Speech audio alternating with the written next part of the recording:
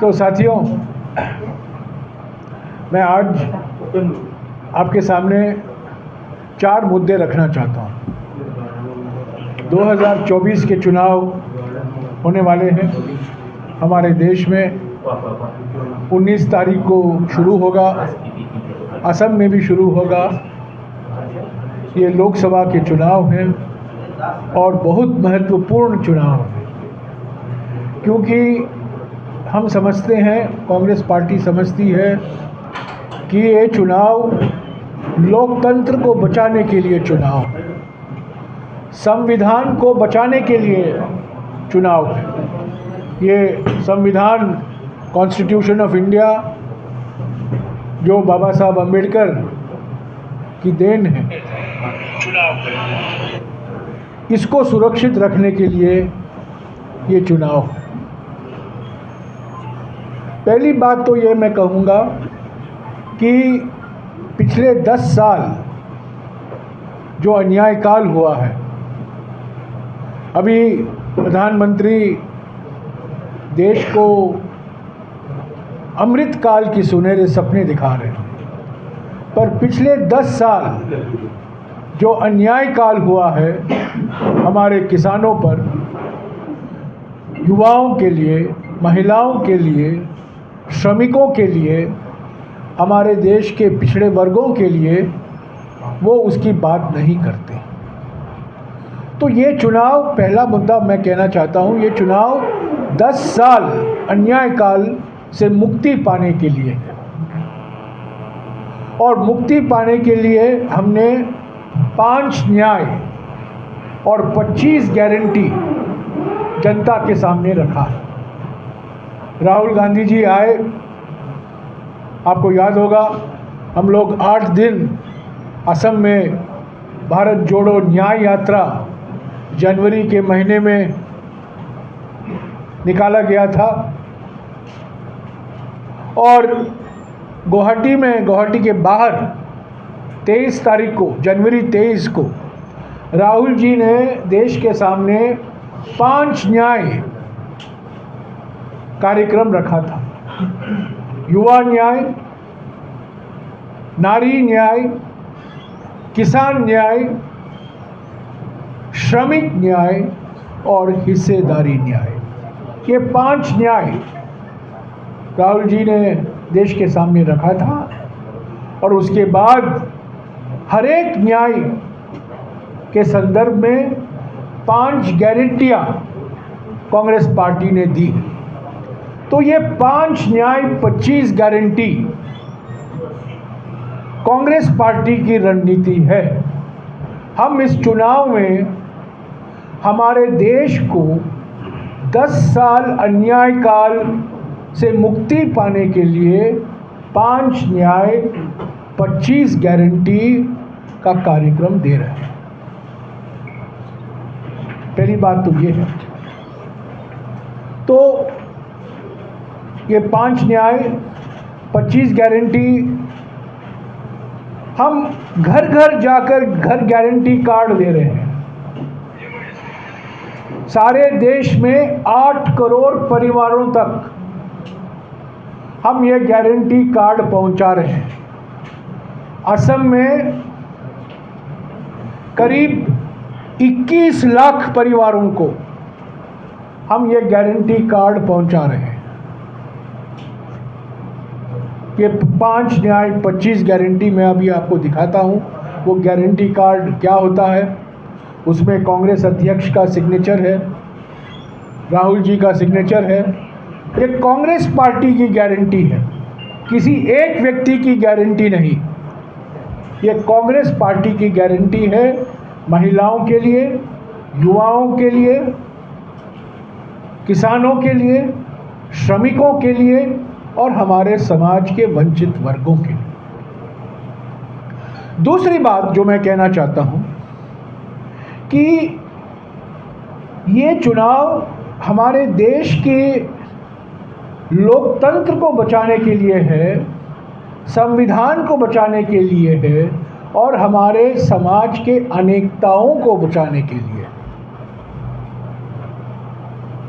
प्रधानमंत्री ने कहा है जो पिछले 10 साल में हुआ है वो ट्रेलर है, असली पिक्चर आप बाद में देखेंगे।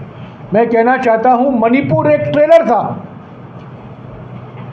11 महीने पहले जो मणिपुर में हुआ वो एक ट्रेलर है जो सारे उत्तर पूर्वी राज्यों में होगा और देश भर में होगा।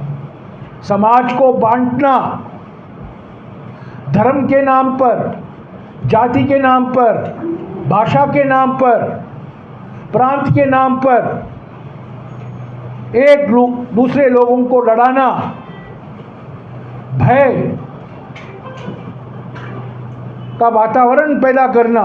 11 महीने हो गए हैं, प्रधानमंत्री मणिपुर आने से हिचकिचा रहे हैं, वो आ नहीं पाए हैं। 11 महीने हो गए, दुनिया भर की बातें करते हैं, पर मणिपुर पर वो चुप्पी अपनी नहीं तोड़ी। मंत्री से बात नहीं की, सांसदों से बात नहीं की, मणिपुर के नेताओं से बात नहीं की। जो मणिपुर में कराया गया है सारे उत्तर पूर्वी राज्यों में कराया जाएगा, समाज को बांटा जाएगा और एकता नहीं, यूनिटी नहीं, यूनिफॉर्मिटी लगाएंगे। 1 language 1 election, 1 nation 1 election, 1 nation 1 tax, 1 nation 1 party, 1 nation 1 leader, 1 nation 1 religion, 1 nation 1 culture, यही तो उनका नारा है। तो दूसरी बात, लोकतंत्र को बचाने के लिए चुनाव है, पर उसके साथ साथ हमारे समाज के अनेकताओं को बचाने के लिए भी, हमारे डाइवर्सिटी जो खतरे में है और जो समाज का विभाजन हो रहा है उसको रोकने के लिए कांग्रेस पार्टी खड़ी हुई है। तीसरी बात जो मैं कहना चाहता हूं कि आपने देखा है पिछले कुछ दिनों में सुप्रीम कोर्ट ने कहा है इलेक्टोरल बॉन्ड हमारे संविधान के खिलाफ है, गैर कानूनी है, गैर संवैधानिक है। भारतीय जनता पार्टी ने करीब 8,000 करोड़ रुपया चंदा लिया है कंपनियों से, चंदा लेकर धंधा दिया है। चंदा और धंधा, रेड और पेड, रेड किया, पेमेंट लिया, चंदा लिया, धंधा दिया। यही तो नरेंद्र मोदी की हकीकत है। देश भर में हलचल मची हुई है इलेक्टोरल बॉन्ड घोटाले को लेकर और प्रधानमंत्री इस पर अपनी बातें कुछ नहीं कही। सुप्रीम कोर्ट को कहना पड़ा कि ये अनकॉन्स्टिट्यूशनल है। हमें ऐसे भ्रष्ट सरकार से मुक्ति की ज़रूरत है और असम में ये डबल इंजन भ्रष्ट सरकार है, क्योंकि असम को यहाँ के सरकार से मुक्ति तब तक नहीं मिलेगी तब तक दिल्ली में बीजेपी सरकार बैठी है। आप जानते हैं जीएसटी क्या होता है? जी के बाद क्या आता है अंग्रेजी में? एच आता है। तो जीएसटी के माफिक एचएसटी है। असम में एचएसटी भी दिया जाता है, जीएसटी भी देते हैं और एचएसटी भी दिया जाता है। मैं एचएसटी का फुल फॉर्म नहीं दूंगा क्योंकि आप लोग सब समझ गए हैं एच माने क्या, पर एसटी का माने तो है सर्विस टैक्स। तो यहाँ जीएसटी सारे देश में, पर असम में जीएसटी और एचएसटी दोनों से मुक्ति के लिए वो दिल्ली में बैठी वाली इंजन जो बैठी है इंजन, उसको हमें बदलना है। दिल्ली की इंजन बदलेगी, असम का एक दिन बदलेगा। ये दो इंजन जुड़े हुए हैं और इनका ईंधन क्या है, इनका फ्यूल क्या है? फ्यूल है चंदा, फ्यूल है धंधा। चंदा और धंधा दिल्ली की इंजन और असम की इंजन। आखिर में मैं यही कहूँगा कि कांग्रेस पार्टी को कई ढंग से कमज़ोर कराने की प्रयास की गई है। हमारे अकाउंट बंद किए गए हैं, हमारे नेताओं को वॉशिंग मशीन दिलाकर बीजेपी में शामिल किया गया है। हम डरते नहीं हैं, हमें पूरा विश्वास है कि इंडिया गठबंधन, ये इंडिया गठबंधन नहीं है, ये इंडिया जनबंधन है।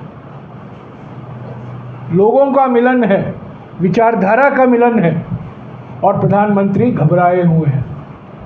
2 मुख्यमंत्री को उन्होंने जेल में गिरफ्तार कर दिया है, कई मंत्रियों के खिलाफ कार्रवाई कर रहे हैं क्योंकि प्रधानमंत्री जान गए हैं कि उनका वक्त खत्म हो गया। 10 साल के जुमले, लोग तंग आ चुके हैं और असम के मुख्यमंत्री कुछ भी कहें, कांग्रेस खड़ी हुई है और बिना डर के हम ये चुनाव लड़ रहे हैं। गारंटी कार्ड के बारे में कहा था, ये है गारंटी कार्ड। 8 करोड़ गारंटी का 8 करोड़ परिवारों तक घर घर गारंटी हम पहुंचा रहे हैं। असम में करीब 21 लाख परिवारों तक हम पहुंचा रहे हैं। ये हमारे 5 न्याय हैं, नारी न्याय, युवा न्याय, किसान न्याय, श्रमिक न्याय और हिस्सेदारी न्याय, और ये रहे हमारे 25 गारंटी। यही है हमारा चुनावी कार्यक्रम, यही है जो हम जनता के बीच में जाकर कह रहे हैं, युवाओं को कह रहे हैं कि जो 45 साल में बेरोजगारी दिखाई जा गई है वो कभी नहीं दिखाया गया। रिकॉर्ड बेरोजगारी का दर है, किसान परेशान है, युवा परेशान है, महिलाएं परेशान हैं, श्रमिक तो परेशान ही हैं। तो इससे मुक्ति पाने के लिए कांग्रेस पार्टी ने मजबूत तरीके से इंडिया गठबंधन बनाया है। असम में भी आप जानते हैं 15 पार्टियों का यूनाइटेड अपोजिशन फोरम है। हम एक होकर ये चुनाव लड़ रहे हैं। ये चुनाव सिर्फ नंबर के लिए नहीं, ये चुनाव विचारधारा के लिए है। इसीलिए भारत जोड़ो यात्रा निकाला गया था, इसीलिए उसके बाद में भारत जोड़ो न्याय यात्रा निकाला गया, क्योंकि हमें इस विचारधारा से लड़ना है, जो विचारधारा हमारे अनेकताओं को ठुकराती है और जो हमारे समाज का बंटवारा करती रहती है, धर्म के नाम पर, जाति के नाम पर, प्रांत के नाम पर, भाषा के नाम पर या और किसी आधार पर किसी तरीके से समाज को बांटने का हमेशा प्रयास रहता है। तो साथियों, यही मैं आपसे कहना चाहता था कि हमें पूरा विश्वास है कि जनता का जनादेश हमें मिलेगा, स्पष्ट जनादेश मिलेगा। प्रधानमंत्री बार बार 400 पार की बात करते हैं। 400 पार इसलिए ताकि ये बाबा साहब अम्बेडकर का संविधान को हटाए और नरेंद्र मोदी और आरएसएस की संविधान बनाए। यही एजेंडा है उनका, 400 पार 400 पार 400 पार करके। तो इससे हम मुकाबला करेंगे, इसका हम मुकाबला करेंगे, कड़ी मुकाबला करेंगे। और जो ये नारे दिए गए हैं, नारे दिए जाते हैं, इसमें कोई हम विश्वास नहीं रखते, जनता विश्वास नहीं रखती। हम समझते हैं हमारे देश में चुपके से एक अंडर करंट है, चुपके से, हेडलाइन में नहीं है, चैनलों में नहीं है, अखबारों में नहीं है, सोशल मीडिया में भी नहीं है, पर चुपके से हमारे देश के युवा, हमारे देश के महिला, हमारे देश के किसान, हमारे देश के श्रमिक, हमारे देश के अनुसूचित जाति, अनुसूचित जनजाति, पिछड़े वर्ग इन्होंने तय कर लिया है कि जुमला का वक्त ख़त्म। अभी 5 न्याय 25 गारंटी का समय आ गया। तो अभी आपके कुछ सवाल हैं तो मैं उन सवालों का जवाब देने के लिए तैयार हूँ। मैं फिर से आपसे क्षमा चाहता हूँ कि यहाँ आने में थोड़ी देरी होगी। ये जानना चाहूँगा कि राहुल गांधी जी ने जब न्याय यात्रा किया था असम में आके, उसके बाद हम लोग को ये देखने को मिला कि असम में कई वरिष्ठ कांग्रेस नेताओं ने बीजेपी में ज्वाइन किया और सीएम सर ने ये भी बोला है कि राहुल गांधी ने आगे कांग्रेस को असम में डुबा के गया है। इसके पश्चात ही कई वरिष्ठ कांग्रेस नेताओं ने बीजेपी में ज्वाइन किया और जुड़ा कर भी हम लोग को देखने को मिला कि आप लोग जो कार्य जो एग्जीक्यूटिव प्रेसिडेंट राणा गोस्वामी जी ने भी ज्वाइन किया और अभी भी लगातार ये एक स्ट्रेटजी बनाकर ये जारी है। पहले तो मैं कह दूं, इस सीएम साहब का पहचान जो है वो कांग्रेस पार्टी से ही हुआ है। ये व्यक्ति कोई नहीं थे, कांग्रेस पार्टी ने इनको पहचान दी है। 15 साल तक ये मंत्री रहे, तरुण गोगोई के साथ इन्होंने काम की और बाद में कांग्रेस को लात मारकर अभी कांग्रेस का नाम बदनाम कर रहे हैं, कांग्रेस के नेताओं को बदनाम कर रहे हैं। ऐसा गद्दार आदमी मैंने नहीं देखा है। पर उसको छोड़िए, ये बात सही है, कई लोग हमारे पार्टी छोड़कर गए हैं। एक व्यक्ति जब हमारे पार्टी छोड़कर जाता है, हजारों युवाओं के लिए नए मौके के दरवाजे खोले जाते हैं। तो लोग जाते हैं, पर हमारे पार्टी में, हमारे संगठन में कई युवा नेता हैं जिनको मौका नहीं मिला गया था कुछ कारणवश, पर उनको अभी मौका मिलेगा, दरवाजे खोले गए हैं। दूसरी बात, कई ऐसे हमारे नेता हैं जिनके लिए सुबह शाम वॉशिंग मशीन दिखाई देता है। कि हमारे देश में सबसे अभी बिकाऊ ब्रांड वॉशिंग मशीन कमल वॉशिंग मशीन है और सबसे बिकाऊ washing powder Modi washing powder है। और ख़ुद हमारे असम के मुख्यमंत्री उसका लाभ उठाएं, वही तो लाभार्थी हैं वॉशिंग मशीन के और इस वॉशिंग पाउडर के। तो जिनको जाना है जाने दीजिए, वो विचारधारा के व्यक्ति नहीं हैं, वो अवसरवादी व्यक्ति हैं।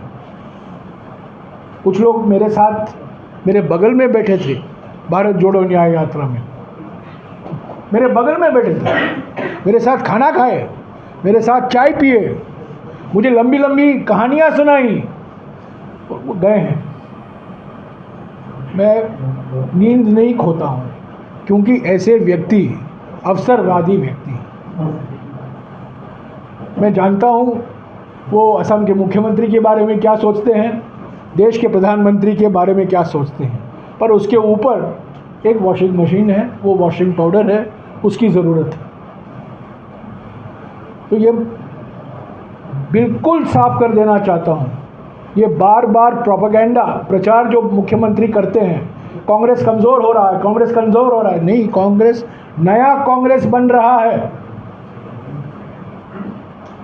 नया कांग्रेस, विचारधारा कांग्रेस, अवसरवादी कांग्रेस नहीं, जो विचारधारा में, हमारे संविधान में, हमारे 5 न्याय 25 गारंटियों में विश्वास करता है। तो ऐसे ही लोग आप देखिएगा प्रधानमंत्री की और हमारे असम के मुख्यमंत्री की छुट्टी करेंगे। 2003 में मैं आपको याद दिला दूं, 2003 में दिसंबर के महीने में कांग्रेस पार्टी बुरी तरीके से, 2003 में हमारे असम के मुख्यमंत्री कहाँ थे, किस मंत्रालय में वो मंत्री थे, किसकी गुणगान और किसके मंत्र जपते थे? 2003 में छत्तीसगढ़ हारे, मध्य प्रदेश हारे, राजस्थान हारे, लोग चलने लगे कांग्रेस पार्टी से और हमारे दिल्ली में इंडिया शाइनिंग था, भीष्म पितामह बैठे हुए थे, अटल बिहारी वाजपेयी। पर मई 2004 में क्या हुआ? कौन सी पार्टी को बहुमत मिली? कौन से अलायंस को बहुमत मिली? किसकी सरकार बनी? कांग्रेस पार्टी और यूपीए की सरकार बनी। तो जब जनता ने मन बना लिया है ना, जनता ओपिनियन पोल में कुछ नहीं कहेगा, टीवी चैनलों में इंटरव्यू में नहीं कहेंगे, चुपचाप तरीके से वो वोट डालेंगे। और इस बार मैं समझता हूँ हमारे देश में एक चुपचाप क्रांति आ रही है। चुपचाप तरीके से लोगों ने मन बना लिया है कि हमें छुटकारा चाहिए इस 10 साल अन्याय काल से। और असम की जनता ने तय कर लिया है कि जीएसटी को हटाना है, एचएसटी को भी हटाना है। ये जीएसटी और एचएसटी दोनों मिले हुए हैं। नागरिकता संशोधन कानून को लेकर कांग्रेस का गारंटी में कुछ है क्या? सॉरी, का के बारे में मैं कुछ कहूँगा। जब बिल आया पार्लियामेंट में, कांग्रेस पार्टी ने उसका विरोध किया। क्यों किया? क्योंकि हम समझते थे और समझते हैं कि वो संविधान के खिलाफ है। हमारे बाबा साहब अम्बेडकर का संविधान, सरदार पटेल का संविधान, जवाहरलाल नेहरू का संविधान, लोकप्रिय गोपीनाथ बोरदोलोई का संविधान कहीं नहीं कहता है कि नागरिकता धर्म के आधार पर होना चाहिए। पर सीए बिल आया, हमने उसका विरोध किया, पर सरकार की बहुमत थी, वो पास हुआ, लोकसभा में पास हुआ, राज्यसभा, ठीक है, कानून बना। जब कानून बनता है 6 महीने के अंदर उसके रूल बनते हैं। 4 साल 3 महीने लगे हैं रूल बनाने के लिए। 9 बारी सरकार, मोदी सरकार सुप्रीम कोर्ट में गई और कही हमें एक्सटेंशन चाहिए, एक्सटेंशन चाहिए, एक्सटेंशन चाहिए। क्यों? क्योंकि वो टाइमिंग रूल का 2024 के चुनाव से था। रूल तो आ भी आया ना 2 महीने पहले, ताकि पश्चिम बंगाल, असम, तमिलनाडु, गुजरात, महाराष्ट्र के चुनाव पर उसका प्रभाव हो। तो मेरा ये सवाल है सरकार से, आप कानून बनाए दिसंबर 2019 में, आप ये रूल क्यों नहीं लाए 2020 में? 9 बारी आपने एक्सटेंशन मांगा, और जब चुनाव आने वाले थे 2024 के, आपने रूल की घोषणा कर ली। तो ये एक बड़ा संवेदनशील मामला है और इस पर बहस होने की ज़रूरत है। जो इलेक्टरल बॉन्ड को सुप्रीम कोर्ट ने कहा है वो संविधान के खिलाफ है। हमारे संविधान में धर्म के आधार पर नागरिकता का कोई प्रावधान नहीं। अगर सीएए लाना होता तब कांग्रेस पार्टी ने सवाल उठाया था, श्रीलंका के तमिलों को क्यों आप नहीं नागरिकता देते? बताइए, आप सिर्फ पाकिस्तान, बांग्लादेश, अफगानिस्तान चुने हो। श्रीलंका का क्या हुआ? म्यांमार का क्या हुआ? नेपाल का क्या हुआ? कई अलग अलग देशों जो हमारे यहाँ वहाँ के पड़ोसी देश हैं। श्रीलंका एक मिसाल लीजिए ना। ये बात हमने उठाई थी पार्लियामेंट में, बहस हुई, हमने उसका विरोध किया, इसमें कोई राज नहीं है। पर मेरा सवाल ये है कि 4 साल 3 महीने क्यों लगे रूल बनाने में? ये इसलिए लगे क्योंकि हमेशा बीजेपी इसको एक चुनावी मुद्दे के नज़रिए से देखती है। 2019 के चुनाव के बाद वो सीएए लाए और 2024 के चुनाव के लिए वो सीएए का इस्तेमाल करना चाहते हैं। आज हमारे देश के सामने बेरोज़गारी सबसे बड़ी समस्या है, महंगाई समस्या है। बड़ी गंभीरता से मैं कहूँगा कि बढ़ती हुई आर्थिक विषमताओं पर हमें चिंता होनी चाहिए। यही तो मुद्दे हैं लोगों के, युवाओं के। बेरोज़गारी नहीं, हर 2 घंटे एक युवा आत्महत्या करता है, उसके बारे में प्रधानमंत्री कुछ बोलते नहीं हैं। प्रधानमंत्री और गृह मंत्री का मकसद ये एक ही है कि जो विभाजनकारी मुद्दे हैं चुनाव के वक्त पर उठाओ, पोलराइजिंग इशू लो, धर्म के नाम पर इशू लो, ये बेरोजगारी आधारित चुनाव है, महंगाई आधारित चुनाव है, और जो मैं कह रहा हूँ जो सुरक्षा देता है ये 5 न्याय, इसके बारे में ये चुनाव है। तो ये सब ध्यान हटाने के लिए ये मुद्दे उठाए जा रहे हैं। प्रधानमंत्री ने, मैं एक और मिसाल देता हूँ आपको, प्रधानमंत्री ने अब तक जवाब नहीं दिया है। 19 जून 2020 को एक ऑल पार्टी मीटिंग में प्रधानमंत्री ने टीवी पर कहा, ये आप देख सकते हैं, यूट्यूब पर देख सकते हैं, आजकल यूट्यूब का ज़माना है, आप लोग सब देख सकते हैं। प्रधानमंत्री ने क्या कहा 19 जून 2020 को? ना कोई हमारे ज़मीन बाहर से आया है, ना कोई हमारे ज़मीन पर कब्जा करके बैठा हुआ है। क्या चीन, माने कोई चीन से कोई आया ही नहीं, कोई हमारे ज़मीन पर बैठा नहीं, और लंबे लंबे प्रवचन देते हैं हमारे प्रधानमंत्री और गृह मंत्री। 19 जून 2020 को प्रधानमंत्री ने क्या कहा, और उसके वजह से हमारा जो नेगोशिएटिंग पोजीशन है चीन के साथ वो कमज़ोर हुआ है। उस पर क्यों नहीं पूछते लोग सवाल? हम पे सवाल पूछते हैं कहाँ का क्या हुआ। मैं पूछता हूँ 19 जून 2020 के बारे में प्रधानमंत्री को जवाब देना चाहिए। सर, जीत को लेकर फिर से प्रधानमंत्री, ये तो ध्यान हटाने के लिए है, ये सिर्फ ध्यान हटाने के लिए है। और तमिलनाडु की जनता, तमिलनाडु में बीजेपी ये है 0-0-0-0, सर इस पर और इसका कोई असर पड़ने वाला नहीं है। ये ध्यान हटाने के लिए ये मुद्दा उठाया गया है, और ये विदेश नीति का राजनीतिकरण है। ये बिल्कुल दुर्भाग्यपूर्ण राजनीतिकरण है। सर, आज प्रेस में जोरहाट में हो रहा है। सो फर्स्ट फेज में जो 5 सीट में निर्वाचन होगा, तो सरसीट एक सीट है जोरहाट, क्योंकि यहाँ पर गौरव गोगोई है। तो इस सीट के बारे में क्या बोलेगा आप? गौरव गोगोई के पिताजी तरुण गोगोई हमारे आधुनिक असम के निर्माता हैं। 15 साल वो मुख्यमंत्री रहे। मैं जानता हूँ 2001 में क्या स्थिति थी असम की सरकार। स्टेट गवर्नमेंट एम्प्लॉय को वेतन देने के लिए पैसा नहीं था। 2001 15 साल वो मुख्यमंत्री रहे, और उनके एक वफादार सिपाही उस 15 साल के लिए आज के असम के मुख्यमंत्री हैं। तरुण गोगोई जी ने असम के लिए जो किया है वो कोई नहीं मिटा सकता। और गौरव गोगोई हमारे युवा नेता हैं, ऊर्जावान नेता हैं, पढ़े लिखे नेता हैं, जनता के बीच में जाते हैं, अच्छा बोल लेते हैं, अर्थशास्त्री भी हैं। वो हमारे अर्थव्यवस्था के बारे में, विदेश नीति के बारे में, सब मुद्दों पर उनकी अच्छी जानकारी है, और मुझे पूरा विश्वास है कि जोरहाट की जनता उनको पूर्ण विश्वासजनक मेजॉरिटी से उसको जिताए।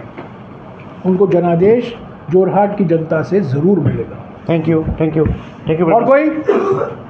Thank you. हाँ, सॉरी, हाँ, एक मिनट की आप लोग का उम्मीद है नॉर्थ ईस्ट में सीट? हाँ, मैं चश्मा पहनता हूँ, क्रिस्टल बॉल नहीं है मेरे पास, मैं नंबर नहीं देखता। ये प्रशांत किशोर देखते हैं। ये नंबर का खेल मैं नहीं करता हूँ। 300, 400, 450, 420 ये मैं नहीं करता हूँ। मैं यही कहूँगा कि इंडिया गठबंधन को स्पष्ट बहुमत मिलेगा। स्पष्ट माने 273 नहीं, not 273, but clear majority beyond 272, 272 के ऊपर मिलेगा। हमें स्पष्ट बहुमत मिलेगा, इसमें मेरे मन में कोई संदेह नहीं है। अभी आप मुझे पूछोगे 280, 290, 300, 310, ये सब खेल है, सत्ता बाजार का खेल है ये। इसमें मैं नहीं पढ़ूँगा। इसमें और कई लोग जो अपने आप को विशेषज्ञ मानते हैं वो कर सकते हैं। मैं यही कहूँगा, दो बातें फिर से दोहराऊँगा। चुपके से एक अंडर करंट है किसानों में, युवाओं में, महिलाओं में, श्रमिकों में, और वो अंडर करंट तभी मालूम होगा जब वोटिंग होगा, तभी मालूम होगा। तो हमें विश्वास है कि हमें जनादेश मिलेगा।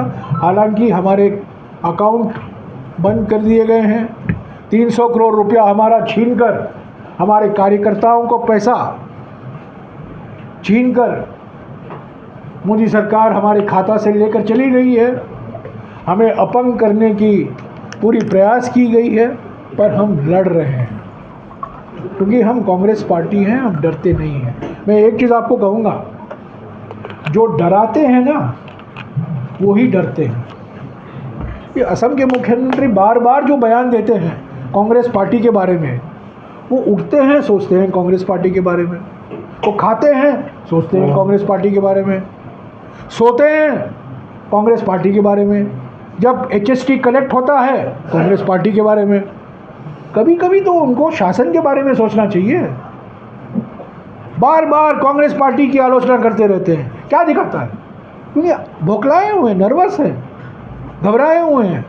अगर वो हिम्मत दिखाते तो कांग्रेस पार्टी के बारे में बातें करना बंद करते और कांग्रेस पार्टियों के नेताओं को बदनाम नहीं करती जिस तरीके से वो बदनाम कर रहे हैं। मैं एक बार फिर कहूँगा, कांग्रेस पार्टी ने उनको पहचान दी है। तरुण गोगोई नहीं होते तो ये आज कहाँ फिरते होते मुझे पता नहीं। इनका इतिहास तो सब लोग जानते हैं, कहाँ से आए हैं। कांग्रेस पार्टी ने उनको पोजीशन दिया, पद दिया, सम्मान दिया, पहचान दिया, और उसी कांग्रेस पार्टी को आज वो ऐसे बदनाम कर रहे हैं, किस भाषा का इस्तेमाल कर रहे हैं। मुख्यमंत्री को शान नहीं कर देता। सर, 17 में राहुल गांधी आ रहा है जोरहाट में, 17 को राहुल गांधी जी। मैं राहुल गांधी जी के बारे में मैं नहीं जानता हूँ, पर प्रियंका जी 16 तारीख को आ रही है। 16 तारीख को प्रियंका 16 तारीख को जोरहाट और त्रिपुरा आ रही है। जोरहाट में आने की प्लान बन रहा है, या 1-2 दिन में उसकी अनाउंसमेंट भी आ जाएगी। कल अनाउंस हुआ था कि राहुल जी आएगा 17 में, 2 एक डिब्रूगढ़ और एक जोरहाट में। वो जानकारी मेरे, क्योंकि मैं कल से नागालैंड में हूँ, मेरी कोई जानकारी नहीं है। तो पर मुझे ऐसा लग रहा है कि प्रियंका जी आ रही हैं। ये मैसेज तो हम दे सकता हूँ कि प्रियंका जी, हाँ प्रियंका जी आ रही हैं 16 तारीख। 16 को जोरहाट में। Thank you sir. Thank you.